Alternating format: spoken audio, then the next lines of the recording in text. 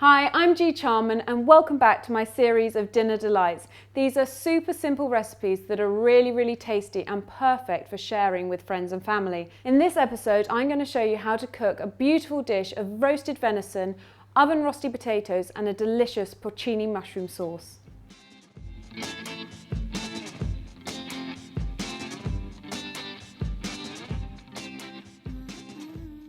So I've got a cheese grater and a clean, dry tea towel, and I'm just going to grate on the coarsest grating that there is some potatoes. You can leave the skins on as long as they're washed. I just can't be bothered to peel the potatoes if I don't need to.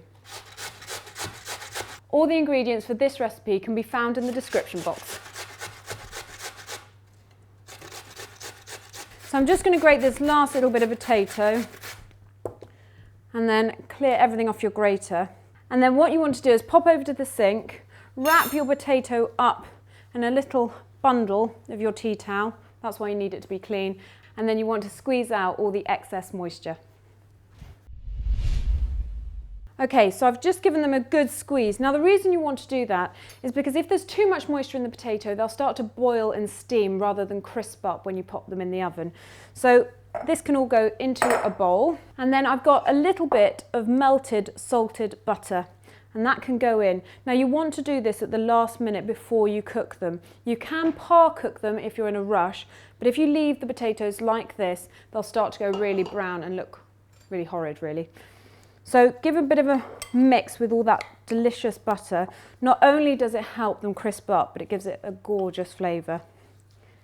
And then seasoning. Lots of salt and pepper. Potatoes do need a bit of a helping hand, so don't be too afraid. I know there's a bit of salt in the butter, but you want to give them a pinch as well. So that is as simple as that. If you want, you can add some herbs to this or possibly a bit of cheese, but I'm going to leave these plain and simple because they're just delicious. So now for the real trick. Instead of frying them in butter and having to stand over the hob, I've just got a muffin tray that you normally cook your cupcakes in, and if it's non-stick, even better. You just want to fill some of the holes with your potato mix. Now they do shrink down when you cook them, so you want to pack the potato in really well. And just make sure it's not overhanging the edge too much, because those bits have a tendency to burn. So with this mix, I'm just going to do 6, but obviously fill as many as you can. Now they go into the oven about 180 for about 40 minutes, and that's it. Simple as that. So now my potatoes are in the oven, I can carry on with my fillet of venison. And really you treat this like a fillet of beef. There's very little fat in it, so it doesn't need a long cook and it can be eaten really pink. So I'm just going to season it with a little bit of salt and pepper. So like fillet beef or a steak, I'm going to oil the meat rather than the pan, and this will hopefully stop too much smoking. So I'm just going to colour this off in a pan, and what you want is a really beautiful dark golden brown, and the pan really nice and hot. So that's starting to take, I'm going to give it another minute or so.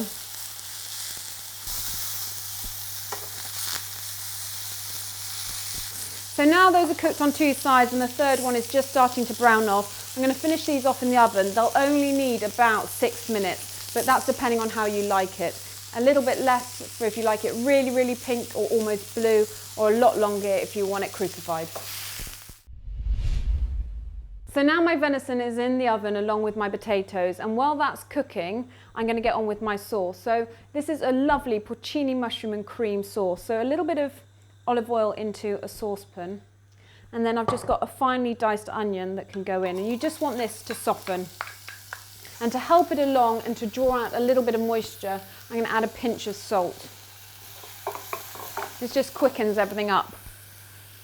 And then in here I've got some dried porcini mushrooms that I've just soaked in some hot water, and it's now gone cold. So I'm just going to drain those of the water, and this water's got so much flavour in it, I'm going to use it in a bit for my sauce. And then just roughly chop these porcini mushrooms. If you don't have these, you can use fresh mushrooms and fry them with your onions, but these have a real intense flavour. Or you can get mixed wild mushrooms that are dried as well. Now, depending on whether you like smooth sauces or sauces with bits in will depend on how roughly you chop them. If you want to strain the sauce at the end and get rid of all the bits, then you can leave these a bit chunkier. So my onions are nice and soft now, and I'm going to add my garlic. You always add garlic later on because it burns much quicker than onion.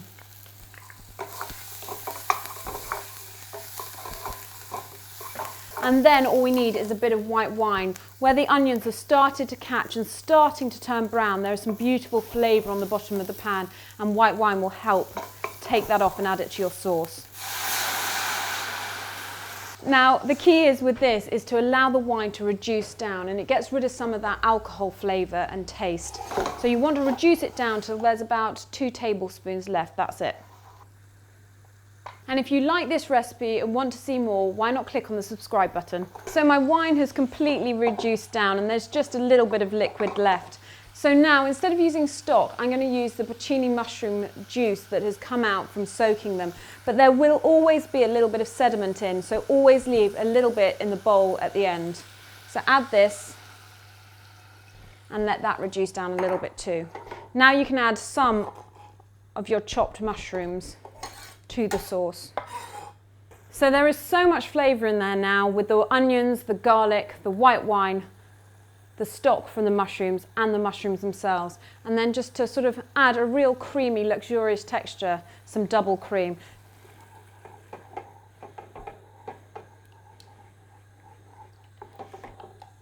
And then a good old bit of black pepper. So just simmer this away until it thickens and reduces, and you want it to go back to the consistency of the double cream. So I've now got my venison out and just covered it lightly with a bit of foil and leaving that to rest. And my potatoes are out. And then the final thing to the sauce, just for a little bit of colour, is just some flat leaf parsley that I'm just going to finely chop up. You don't want too much, just a little bit. And you can always reserve a little bit for the end. You always want to put soft herbs in at the end of sauces and things, otherwise they lose their colour. So a little bit of that goes in. Give it a stir.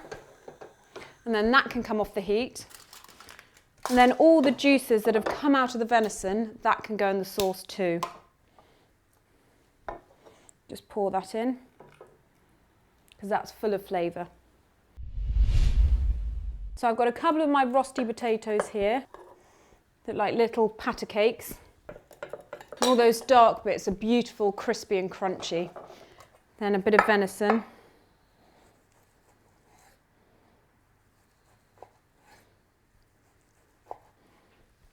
They can go on too.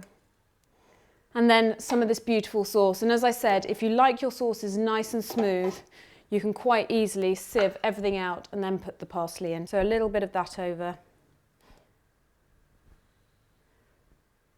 It's absolutely delicious. And then just a final sprinkling of chopped parsley. I know it's a little bit 70s, but with dishes like this that are quite flat in colour, they do need that extra bit of bright green. And there you have it. I think that's an absolutely perfect meal for sharing with friends. Such easy potatoes that are straight in the oven and something slightly different to the traditional roast. And venison absolutely beautifully cooked and pink, and a beautiful creamy sauce. And because the venison is beautifully rested, it's succulent and tender.